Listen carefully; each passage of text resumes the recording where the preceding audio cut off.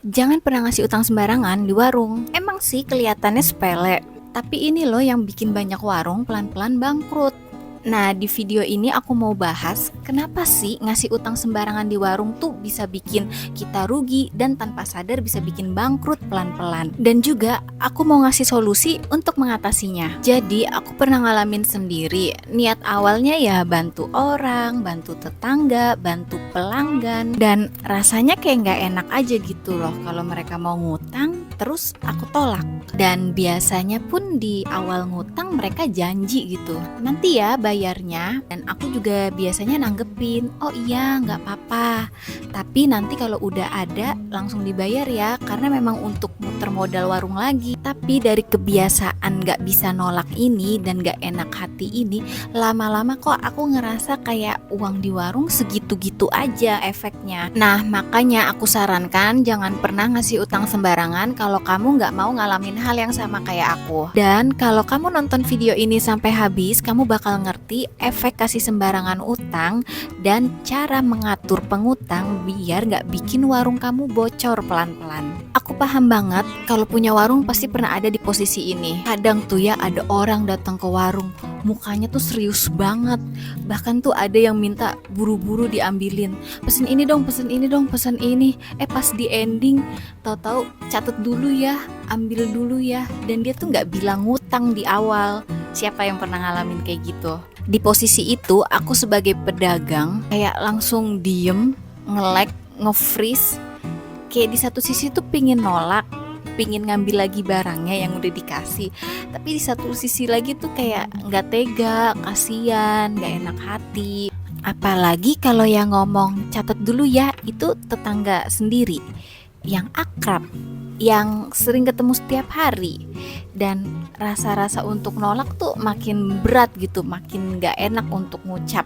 Dan di posisi itu akhirnya ya tetap aku kasih dan aku bolehkan untuk ngutang. Awalnya total utang belanjaannya itu ya kecil, nominalnya sekitar 20.000, dan aku mikirnya ini kan nominal kecil, paling besok juga dibayar langsung sama orangnya, orang cuma 20.000. Tapi anehnya besoknya dia datang lagi buat bayar. Lah, bukan, buat nambah utang lagi. Dan aku tetap kasih utangnya, kasih barang yang mau diutang juga, yang kalau di total-total tuh pernah sampai di nominal 400 ribuan. Coba bayangin, warung kecil gini tapi berani gitu loh ngutang, dan dibayarnya sekitar 3 bulan, bahkan ada yang sampai setengah tahun alias 6 bulan. Dan di setiap dia ngutang lagi pun aku masih optimis bilang, beneran ya ini yang terakhir ya, sambil dalam hati tuh aku ngucap semoga aja ini beneran yang terakhir, dan semoga aja dia dilancarkan rezekinya untuk segera bayar utang di warungku. Di lain sisi tuh kadang kita sebagai pedagang atau penjaga warung jadi ngerasa serba salah sendiri. Kalau nggak dikasih takut dibilang jahat, dibilang pelit. Tapi kalau dikasih lama-lama keterusan, bahkan bikin kepikiran gitu. Jadi beban pikiran buat penjaga warungnya, karena khawatir kalau keterusan nanti lama-lama warungnya jadi boncos. Dan anehnya yang ngutang sering kelihatan santai aja gitu. Masih bisa dibilang kayaknya gak punya duit, gak mungkin deh.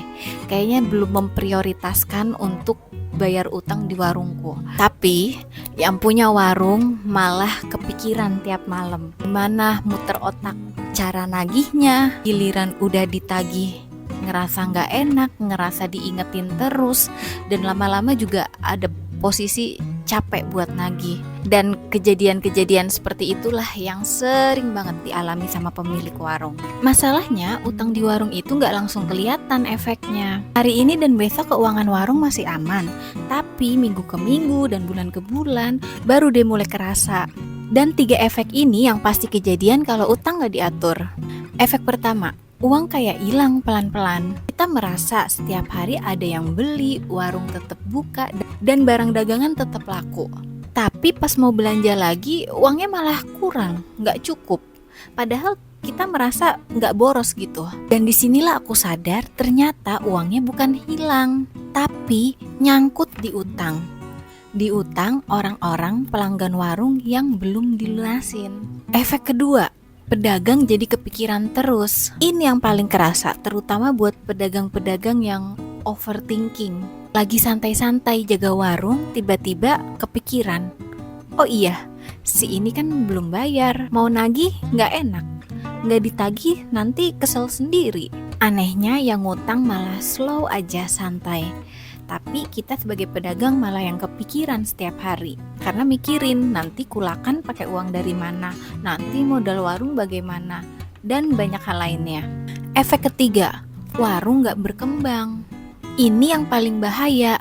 Warung tetap jalan, pembeli datang terus, tapi uang gak muter, akhirnya stok gak nambah, barang dagangan juga gak lengkap. Dan ini membuat pelan-pelan pelanggan yang lain kabur pindah ke warung yang lebih lengkap. Padahal masalahnya cuma satu, gara-gara kebanyakan utang pelanggan yang belum dibayar. Dan ini yang bikin aku akhirnya sadar, kalau nggak diatur, lama-lama warung bisa berubah tempat.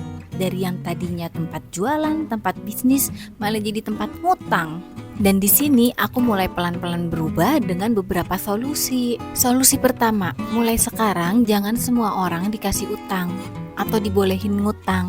Ini bukan pelit, tapi pilih-pilih. Kalau dari awal udah sering ngaret, udah ingkar janji, itu biasanya bakal begitu terus. Solusi 2, jangan remehin utang kecil, karena yang bikin nominalnya numpuk itu justru yang kecil-kecil, sedikit-sedikit lama-lama menjadi banyak. Selanjutnya, ini yang paling sering bikin kita kecolongan. Solusi yang ketiga, yaitu langsung catat kalau ada yang ngutang.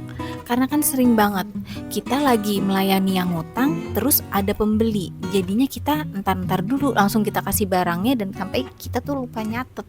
Sebaiknya kita mencatat dulu sampai selesai atau memilih sebentar ya. Kita jangan kasih barangnya dulu ke yang ngutang, tapi kita melayani pembeli dulu. Jadi meminta yang ngutang untuk nunggu kita sampai selesai mencatat utangnya. Karena aku pernah ngalamin sendiri, kalau cuma modal ingatan, yang ada nanti lupa. Terus kita bingung, ujung-ujungnya kita sendiri yang rugi. Karena nggak mungkin dong kita nyamperin ke rumah pengutang untuk menanyakan, ya kalau misalkan rumahnya deket, tapi kalau jauh gimana, atau beda RT dan kita nggak ada waktu untuk ke sana. Dan belum tentu juga kan dia besok balik lagi ke warung kita, atau bisa jadi juga kalau kita tanya dia juga lupa sama utangnya, sama barang yang dia utangin. Solusi keempat, kasih batas waktu. Misalnya besok ya, atau minggu ini ya, kasih waktu biar jelas. Bahkan lebih baik lagi kalau misalkan tanggal 14 ya, tanggal 15 ya, atau 2 minggu lagi ya, seperti itu. Karena kalau kita cuman bilang nanti ya, itu biasanya mereka akan mengabaikan dan gak tahu nanti kapan bayarnya, karena gak ada tenggat waktu. Dan ini solusi yang paling susah untuk diterapkan. Solusi kelima, belajar untuk menolak. Emang sih awalnya gak enak dan itu harus dilakukan dengan tegas. Pengalamanku pertama kali menolak orang utang tuh rasanya canggung banget. Takut orangnya tersinggung, takut orangnya marah, atau takut orangnya itu malah balik maksa. Tapi sepanjang yang aku alami, ternyata gak separah yang aku pikirkan. Pembeli yang mau ngutang ini jadi lebih paham tentang batasan yang aku berikan. Bahkan sekarang dia jadi lebih sering beli dengan uang cash dan tidak ngutang lagi. Yang artinya ya sebenarnya dia mampu dan dia gak perlu ngutang, tapi hanya saja mengabaikannya. Enaknya lagi, ini jadi membuat kita itu bisa memfilter otomatis. Jadi kita bisa memfilter mana pembeli yang bisa bayar dengan cash dan juga pengutang makin berkurang.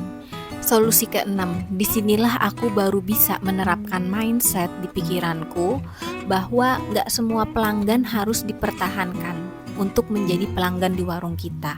Karena ya pada akhirnya kita akan mengerti hanya pelanggan-pelanggan setia, pelanggan-pelanggan yang taat aturan, pelanggan-pelanggan yang menghormati bisnis kita yang nantinya bakal mendukung warung kita tetap berjalan. Bayangkan kalau misalkan banyak pelanggan yang ngutang tapi tetap kita pertahankan dan kita nggak berani nolak, pasti akan berdampak jangka panjang. Mungkin bisa jadi warung kita tidak bisa berjalan lagi, tutup, atau bangkrut. Solusi ketujuh, kalau seandainya kita sudah berusaha menolak, tapi pelanggan tetap memaksa. Maka kita bisa menyampaikan alasan menolaknya secara simpel tanpa perlu panjang-panjang. Contohnya dengan kalimat seperti ini, maaf ya sekarang sudah nggak menerima kasbon lagi. Terus kalau misalkan dia bertanya, memangnya kenapa? Bilang saja karena modalnya ngepas dan untuk ulakan bener-bener butuh uang yang cukup. Atau biar ada modal lagi buat muter. Kesimpulannya, warung itu memang kelihatannya sederhana, tapi masalah utang yang kecil kalau dibiarkan lama-lama bisa berefek kemana-mana. Coba sekarang kamu cek, masih ada nggak utang pelanggan yang belum kamu tagih? Utang pelanggan yang belum dibayar? Kira-kira masih ada harapan nggak mereka bayar? Atau mungkin diem-diem kamu udah relain atau udah ikhlasin untuk nggak dibayar utang-utangnya karena kamu memang gak mau aja untuk nagih, udah bosen, udah capek, seperti itu. Coba renungkan, kalau ini dibiarkan terus-terusan, lama-lama yang habis bukan hanya uang ataupun dagangan, tapi tenaga dan semangat buat jualan. Aku cuma gak mau kamu mengalami hal yang sama kayak aku. Karena belajar dari pengalaman itu mahal harganya. Dan lebih mahal lagi kalau pengalaman itu harus dibayar dengan utang-utang pelanggan yang gak balik. Oke, aku Adila. Segitu dulu pengalaman dan cerita dari aku. Kalau kamu juga pernah punya pengalaman yang sama, boleh cerita di komen ya.